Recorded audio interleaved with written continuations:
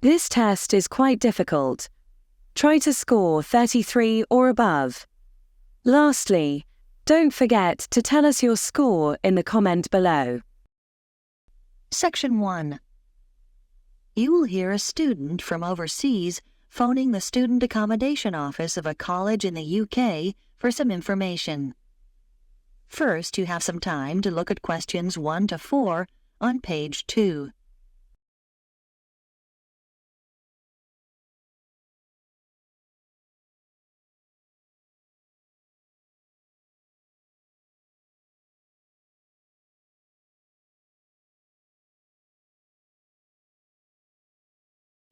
Now we shall begin. You should answer the questions as you listen, because you will not hear the recording a second time. Listen carefully and answer questions 1 to 4. Before we begin, like the video and tell us in the comment what band score are you targeting.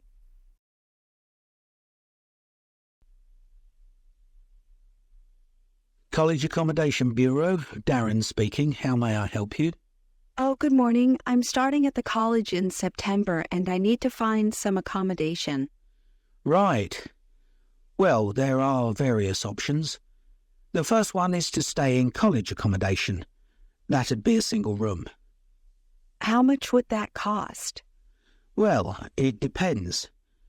For a standard room, you're looking at £3,276 for the year. That's just for a room with wash basin. Or £3,834 if you want an ensuite. That's with your own small bathroom. I see.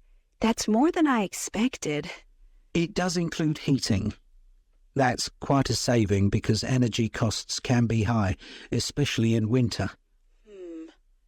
Does it include meals as well? No. All our rooms are self-catering now.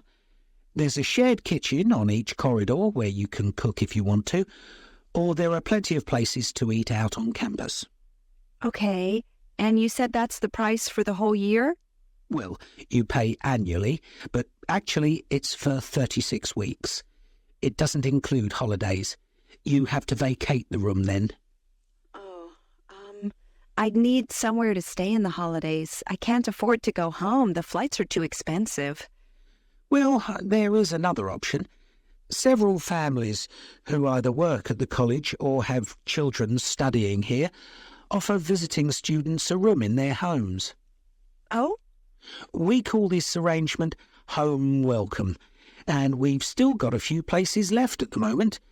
You pay £150 per week, and that includes breakfast, a packed lunch and dinner, as well as heating. Is there a contract? Do you have to stay for the whole year? No, it's flexible. It sounds really good, but I'm not sure. I really want to be a little more independent. Before you hear the rest of the conversation, you have some time to look at questions 5 to 10 on page 2.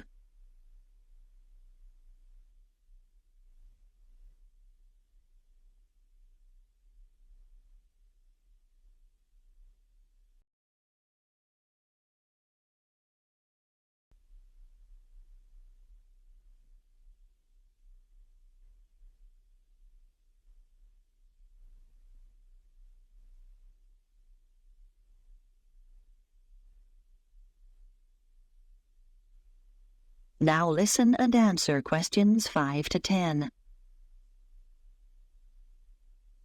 What about finding somewhere to live off campus? Yes, you can rent a property in town privately. You might want to rent a room in a shared house. You'd have a room of your own and share the kitchen and bathroom with other students. What about if I don't want to share? You can get what we call a studio. They're often quite small, but they'll have everything you need. Right. How much would those two options cost? Well, prices vary depending on which part of town the property's in. Generally speaking, the cheapest is around £275 a month for each student. Oh, that's not too bad.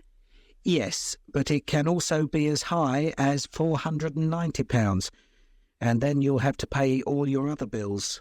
What sort of amount would I be looking at for those? Well, last year, students were paying on average about £43 per month each for gas and electricity. This year, it'll probably be somewhere in the region of £48. That's a lot. Yes, they've gone up quite a bit, and on top of that, you have to pay for water, and that'll probably be around £9. That didn't occur to me. And I guess I'd have to pay for transportation, too. That's right. Most of these properties are quite a long way from the college. Oh, it just gets worse and worse. What's the minimum contract on this type of accommodation? 6 months. And you have to pay a deposit. But of course, you can stay there over the holidays. That's true. And you'd have to provide references. They want 2 from someone in this country. I see. That's not a problem.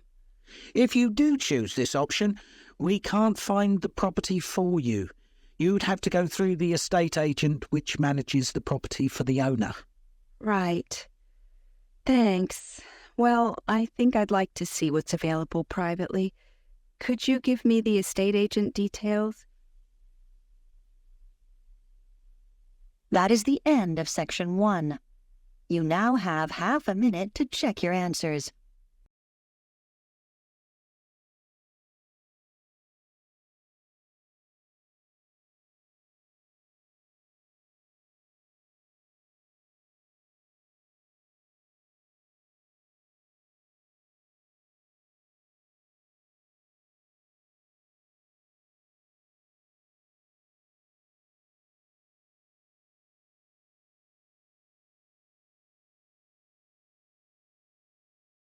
Now turn to Section 2 on page 3.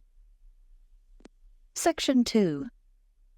You will hear an audio guide introducing visitors to a museum.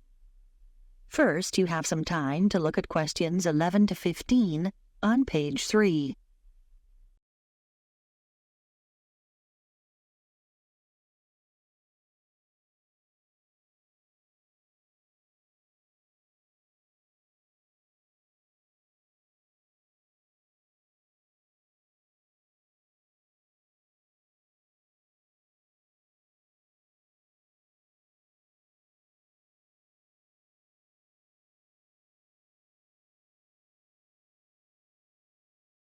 Now listen carefully and answer questions 11 to 15. Welcome to the Global Museum, located at the heart of this truly multicultural city, which is home to more than 60 different nationalities. The museum has a number of exciting displays and exhibitions, and this audio guide is designed to help you make the most of your visit. Altogether, the museum has 18 different galleries, and this season sees the opening of 3 new exhibitions. We recommend that you begin your tour by visiting this season's highlights. The Heritage Clothes exhibition is located in Gallery 5 of the museum. People who live in the area have spent 2 years preparing this exhibition, which brings together some of the fascinating garments traditionally worn in their own communities. They research the history of their community's clothing traditions and the customs and rituals associated with them. Altogether, 16 countries are represented, from Ghana to Korea, from Turkey to Nepal. The photographs that accompany each display case were taken by some of the City College students who are studying design and show the clothes being modelled by the real people who wear them in the course of their everyday lives. Another highlight this season is the exhibition called Toys from the Past, which can be found in Gallery 9. This exhibition, which will appeal to people of all ages, is on tour throughout the country and will be here for 10 weeks only. The exhibits include dolls made over 100 years ago with beautiful porcelain faces and, in some cases, real hair. The collection covers the favourite toys such as wooden train sets from many different generations and provides plenty of interest for children and adults. The gigantic board games, which are laid out on the gallery floor, are one of the most popular activities in the exhibition and should not be missed. This exhibition concludes with a special display of miniature toys. These small objects are on loan from countries all over the world, and in some cases measure no more than a few centimetres. There's a tiny car made from matchsticks, a toy aeroplane complete with pilot and passengers made out of seashells, and some exquisite little buildings no higher than 4 centimetres. Before you hear the rest of the talk, you have some time to look at questions 16 to 20 on pages 3 and 4.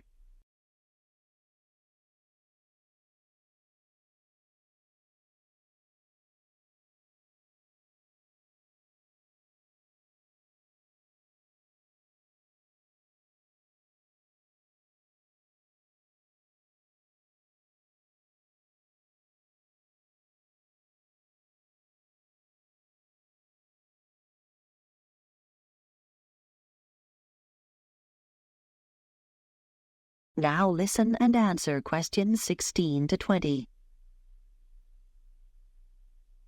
The final gallery highlight of the season is the Biscuit Gallery at number 15. Many years ago, this city was famous for its biscuits, although today the factory no longer exists.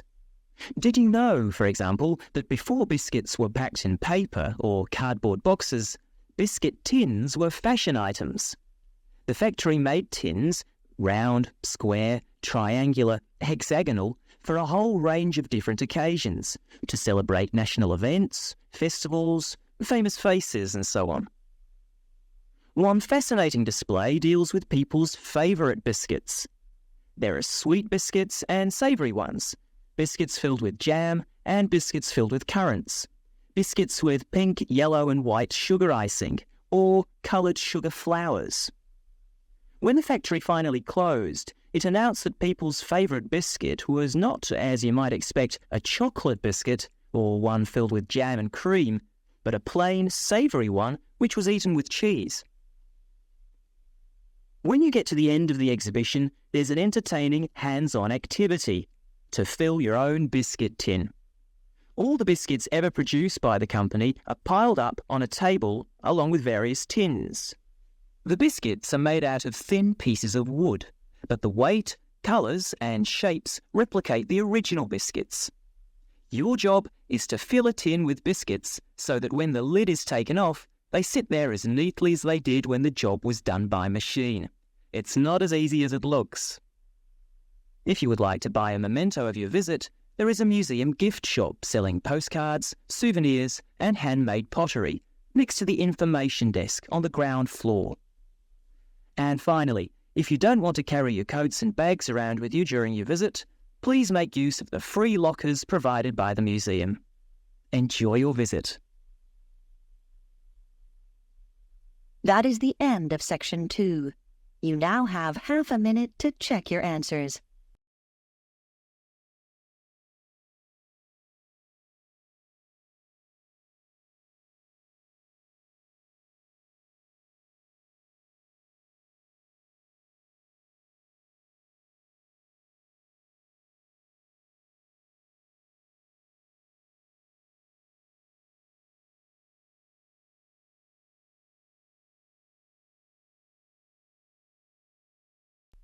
Now turn to section 3 on page 5. Section 3. You will hear a discussion between a student called Helen and her tutor about an assignment that Helen is working on. First, you have some time to look at questions 21 to 24 on page 5.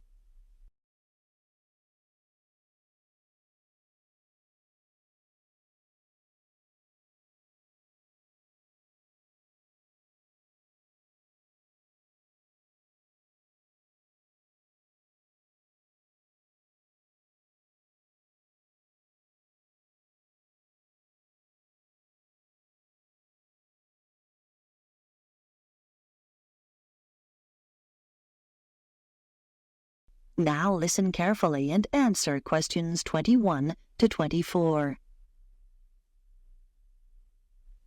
Come in, Helen. How can I help you? Well, I'm doing research for the anthropology assignment, and I was hoping to check a few details. Sure. You chose the topic of Pacific Island tapa cloth, didn't you? What have you found out so far? Well, I was going to introduce my assignment by saying that the tapa cloth is a fabric made from bark, just the outer layer of the trees. It's particularly common in the Pacific Islands, but not exclusive to them. In fact, many other peoples around the world have made high-quality cloth from bark. But what sets Pacific tapa apart is the incredible variety of roles it's played in this region. Yes, nice introduction, though I think you could be more specific regarding dates. Okay, so what about the raw materials used? Well, tapa cloth is made from several species of tree. In the Pacific, the paper mulberry tree is most common, but it doesn't thrive in all conditions.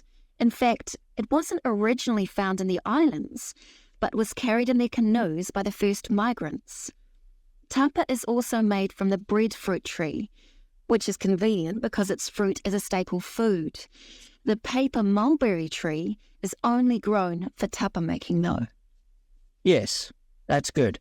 Now, what about the Maori people here in New Zealand? But the Māori don't make tapa now. That's right, and you need to account for it. We know that when Maori migrated here from the other Pacific Islands, they were prepared to make tapa because they brought the paper mulberry tree with them. The thing was, after they'd been in New Zealand a bit, they found the flax plant, which is superior to tapa because it makes a stronger fabric. By the time Europeans arrived in the 18th century, Maori were making all their fabric from flax and had been for some time. Okay. So, with the production process itself, first the inner bark is beaten with wooden hammers to soften the fibres. Then the different pieces are glued together using an adhesive paste made from the arrowroot tuber. This is the only way to fabricate large pieces of cloth because bark strands are too fine to be woven together and stitching isn't strong enough. Before you hear the rest of the discussion, you have some time to look at questions 25 to 30 on page 6.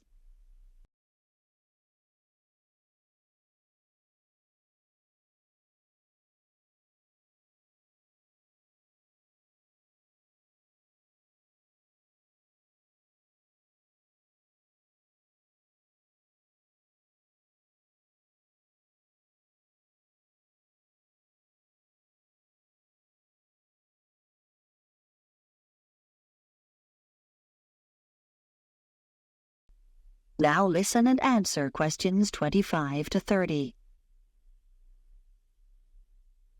So now you need details about different countries. Where would you start? I think Samoa is the obvious place. It's famous for its very fine cloth called siapo, which is hand-painted with representations of the ancestors. Still today, at the most profound events in life, such as births, funerals, weddings, and the investiture of chiefs, Samoans wear siapo robes to add significance and meaning to the ceremony. Okay, then I could talk about Tonga. It seems to me that the great innovation in Tonga has been developing a simple, coarse cloth which is quick and easy to make.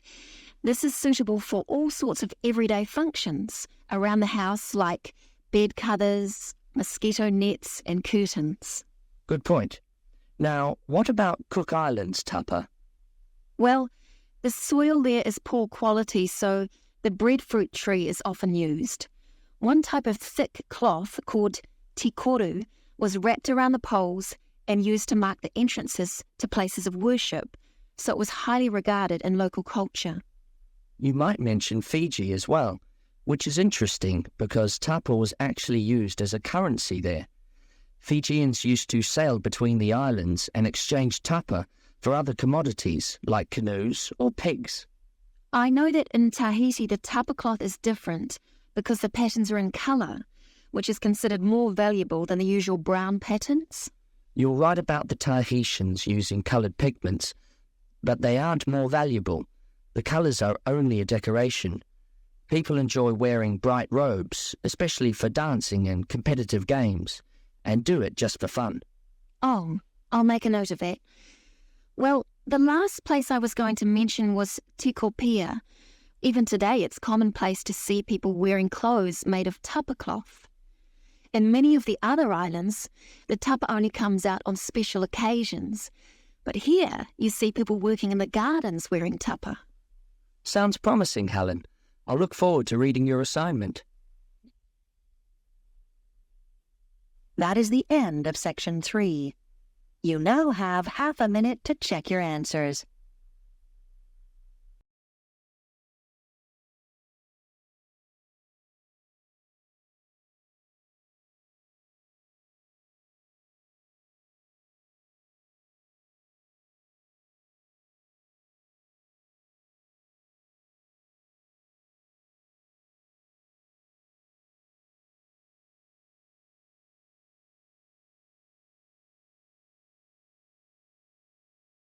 Now turn to Section 4 on page 7.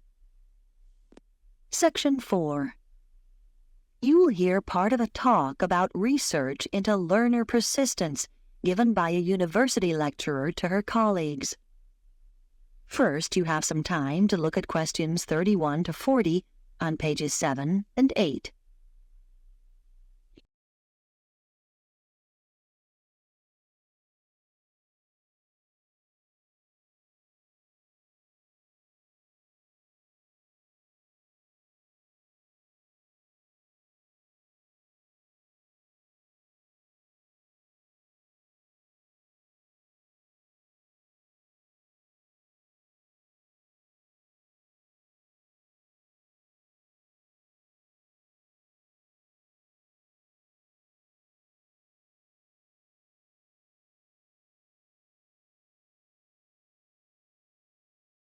Now listen carefully and answer questions 31 to 40. My talk is about a research study I did over a period of 5 years on learner persistence, why some people stick at academic study better than others. As teachers, you will know that there is a tremendous variation in the learner's response to certain things. For example, a short period of illness might completely destabilize some students and cause them to give up their degree studies. Other learners might overcome tremendous difficulties to stay the course. I am particularly interested in this second group, who are the ones with learner persistence. What I decided to do was design a research study using a sample of my university's third-year undergraduate students, 295 in all, who obviously had already stayed the course pretty well. The sample was drawn from a range of ages, but there was deliberately a significant number of mature students, and all respondents were living at home in the local region. I wanted to have this element of consistency, not having some coming from outside the area and living in university accommodation. It should be noted, though, that there was significant variation in home background to reflect the variation in our student population. I designed questionnaires which were devised to elicit what their concerns had been as they started the course, and what had sustained them throughout the 3 years. Findings from the first section indicated that their worries when they started varied from financial concerns, though this had not been as strong as I expected, to career prospects. But mature students with children tended to emphasize uncertainties about their relationship with them. The second section of my questionnaire looked at learner persistence under 3 main headings: social and environmental factors, other factors, and intrinsic or personal characteristics. I identified 3 levels of importance for each of these. At the first level, those points identified by participants as most important in learner persistence. For social factors, many respondents said how crucial it had been to have good support, though there was no one specific source. It could be family or friends. As regards other factors, students are heartened not so much by high grades, but by what they regard as success in study. And for personal characteristics, many respondents reported that they took pleasure in challenge and that this was regarded as very significant. At the second level of importance, in the first category, a sizable percentage talked about the fact that they had enjoyed themselves in school as an important social factor. In the second column, other factors, a number of people said that what was of most importance was decent health. This had a fairly strong influence on their persistence in their studies. And then, under the heading of personal characteristics, there were quite a large percentage of respondents who mentioned they felt it was important to have lots of interests in their everyday lives. This gave them a depth and sense of perspective, which less persistent learners might lack. And then, on to the third level. Under social factors, several respondents talked about good relationships with their tutors. For other factors, they mentioned lack or absence of any problems in their families. And finally, under column 3, they identified an ability to juggle several roles, what we might call their capacity for multitasking. Now, these findings obviously helped inform the design of activities, as I mentioned. But in addition, a number of further recommendations emerged. Firstly, I propose that the department distributes questionnaires to first-year students to help get an idea of their maturity when starting the course. This is really our overriding concern. Secondly, I recommend we look into ways of offering induction courses for some selected students to allow them to take on the role of advisors. We think they are the best people to act in that role. This policy will make support much more accessible to our students. Thirdly, this help is often most needed in the evening and night when offices are closed, and so we should set up online services instead of the more traditional telephone services. Research has shown that these services are actually more accessible to the majority of students. And finally, it is often important to be proactive. If students are not meeting deadlines, then someone should contact them rather than wait for them to come to us. Now, are there any questions about the points? That is the end of section 4. You now have half a minute to check your answers.